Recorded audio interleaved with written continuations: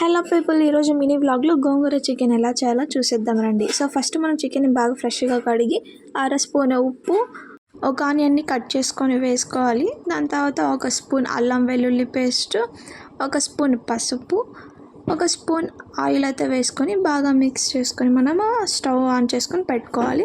ఇది బాగా బాయిల్ అయిపోయిన తర్వాత మనము ఒక టమోటాని గుజ్జులాగా చేసుకొని యాడ్ చేసుకోవాలన్నమాట. అర స్పూన్ కారం, ఎందుకంటే మిగతాది గోంగూరలో కూడా వేస్తాం కాబట్టి. ఒక స్పూన్ ధనియాల పొడి, ఒక స్పూన్ చికెన్ మసాలా, ఇంకా కొంచెం కొత్తిమీరని కట్ చేసుకొని ఇది కూడా యాడ్ చేసుకోవాలి. దాని తర్వాత ఇది బాగా మిక్స్ అయిపోయిన తర్వాత మసాలాగా మనకు అయిపోయిన తర్వాత మనము ఒక గ్లాస్ ఆఫ్ వాటర్ అయితే యాడ్ చేసుకొని జ్యూసీగా మనం అయితే చేసుకోవాలన్నమాట.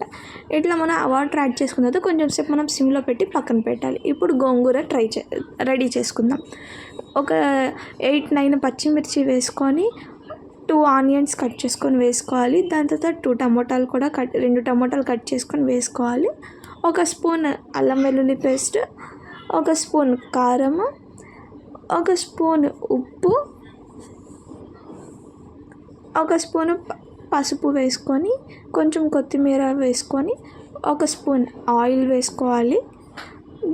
ఇది మొత్తం వేసుకున్న తర్వాత ఒక గ్లాస్ ఆఫ్ వాటర్ కూడా మిక్స్ చేసుకొని మనం స్టవ్ మీద పెట్టుకోవాలి. కొంచెం సేపు ఆగిన తర్వాత ఇట్లా బాగా బాయిల్ అయిపోయిన తర్వాత ఆ గోంగూరను తీసి మనం మిక్సీలో వేసుకోవాలి. అంతలోపు ఈ చికెన్ బాగా మనకి గ్రేవీగా అయిందా లేదా చూసుకొని ఈ మిక్సీలో వేసుకున్న గోంగూరను తిని అందులో మిక్స్ చేసి ఒక 5 సెకండ్స్ స్టవ్ మీద పెట్టుకుంటే మనకు రెడీ అయిపోయినట్టే. Okay, bye guys, like, share and subscribe.